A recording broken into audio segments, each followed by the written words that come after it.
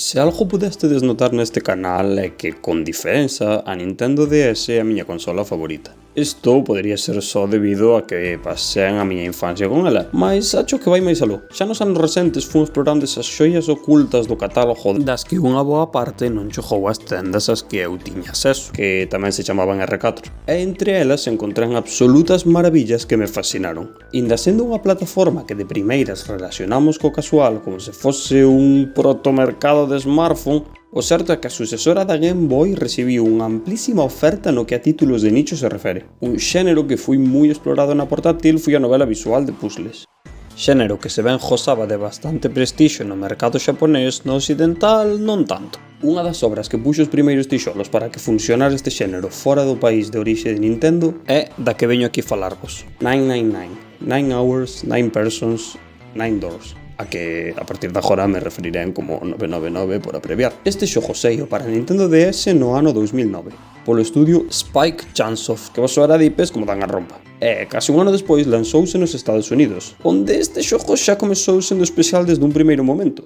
Veredes, mentres que no Xapón as vendas foron un fracaso, a nova versión en inglés tivo un rexistro de vendas insólito para unha novela gráfica. Pois, como dicía antes, o terreo que este xénero tiña no mercado occidental daquela era ermo. E sabedes que? O xogo saiu do seu país de orixe un pouco polo que se di de rebote. Cando Crunchyroll lle presentou o produto a que acabaría sendo a empresa localizadora, Axis Games, estes tiveron dúbidas do éxito do mesmo. E con lógica, se xa non triunfaba no país no que a novela gráfica era máis popular, que ia facer pensar que fora ia ter suceso. Afortunadamente acabaron aceptando o traballo e ante o pensamento de que non ia triunfar polo xénero, decidiron tomar certas licenzas a hora de localizar o xogo. Un dos recursos usados máis frecuentemente son os palabróns, pois os personaxes dinos a cada momento, algo que encaixa ca trama, como veremos máis adiante, mas faise chocante así de primeiras. Mas eu non son experto na traducción, así que se tiveredes interese no caso concreto deste xogo é porque nas traducións oficiais de produtos xaponeses normalmente non vemos palabróns, deixovos aquí un vídeo interesantísimo que encontrei explicando este tema.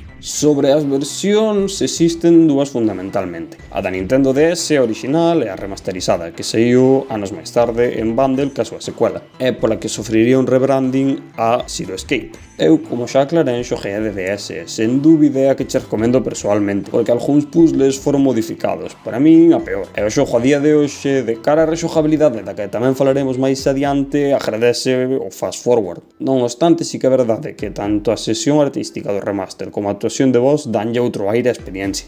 Pasando xa ao xogo en si mesmo, imos facer un repasiño sen spoilers sobre a historia e o gameplay. A premisa do xogo parte de Junpei, un rapaz duns 21 anos que un día acorda nun camarote dun barco e lembra que o secuestrou alguén que afirma chamarse Zero, motivo polo que a franquía se acabaría chamando Zero Escape, como dixen anteriormente.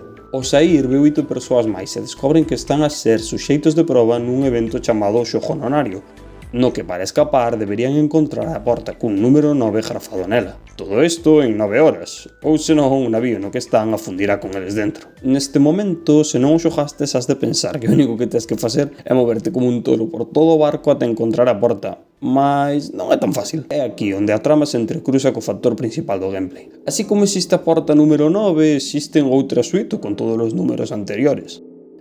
Para atravesar cada unha necesitarás obter a súa raíz digital.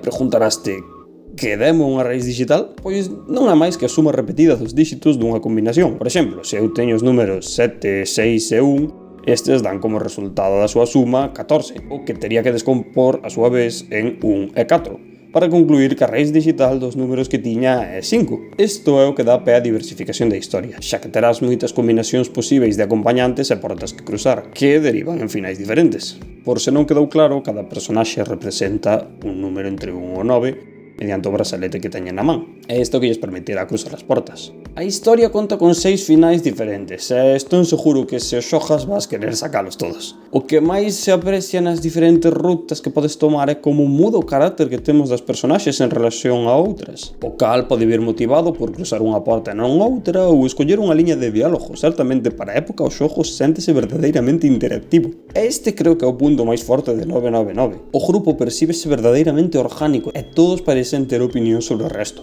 algo que é difícil nunha historia tan curta con 9 integrantes. Xa no apartado do que é puramente gameplay, o xogo divides en dous modos. Mentres que nós escollemos a porta e lemos a historia, estaremos no modo novela. Xa vos dixo que este xogo de novela ten un bocacho. Unha vez pasemos por unha porta, entramos nun modo puzzle. Aí o noso cometido é o de conseguir marchar pola saída, como se fosen mini eventos de escape room. Esta parte tamén me divertiu moito, porque os puzzles son bastante diferentes entre sí, a máis que todos eles se lijan ca trama. Sí que é verdade que en algún caso que tes que facer séntese algo tuso pola dificultade de moverse en determinadas salas, mas isto non quita a grande experiencia que foron case todos os puzzles.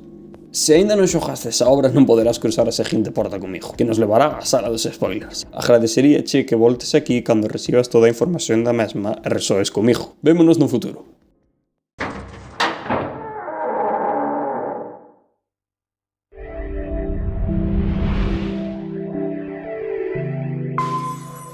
Que, por favor, decideme que collestedes a referencia. E os que pasedes en telo xogado, espero que non vos estoupe unha bomba. Agora, a serio, hai tempo que a historia dun videoxogo non me cativaba tanto como fixo a de 999. Cada liña da historia dache unha información diferente que se axuntas cas outras podes ir remexendo no teu pensamento teorías superinteresantes de que demo está a pasar nese barco. Aínda que fora completa fortuna, agradezo moitísimo que me tocara comezar polo final do submarino. Xa podedes imaginar as paranoias que estaba a formar na miña mente para intentar entender o que pasara aí. Se todo o mundo xa xía morto, o asesino debía ser outra persoa? Xero, acaso? A Ran non tivo apenas eso de vos, senón que puden coñecer a Snake antes de que desaparecera e descubrir bastante que había por detrás do xogo nonario grazas a coñecer a Lotus e a Seven. A partir de aquí, xoguei outra Ran máis en mirar, facendo un pouco outras opcións, para na miña terceira partida xa mirar unha guía de finais e intentar sacar o resto desde o que me tiña peor pinta ao mellor. Este sí que che dá pé a pensares máis sobre o que está a suceder no barco. É fácil unir o asasinato teu e de Lotus no final do cuitelo co momento no que eis a busca no final da macheta. O cal, se me preguntades, é o que me pareció máis aleatorio de todos. O desenvolvemento das personaxes parecióme excepcional. Todas e cada unha delas van quedar na miña memoria tras xogar este xogo. Cada quen ten a súa personalidade moi forte. Penso que as miñas favoritas acabaron por ser Seven, Snake e Clover, mas amo todas. Como xa comentaba antes, a construción narrativa foi o que me enjaiolou deste xogo. Amarroume de tal forma que non podía facer nada máis que pensar en sacar outro final o máis rápido que pudera, para ver o que se escondía aí. En fin, a idea non era facer desta parte algo moi extendido, porque supoño que non moita xente chegará aquí,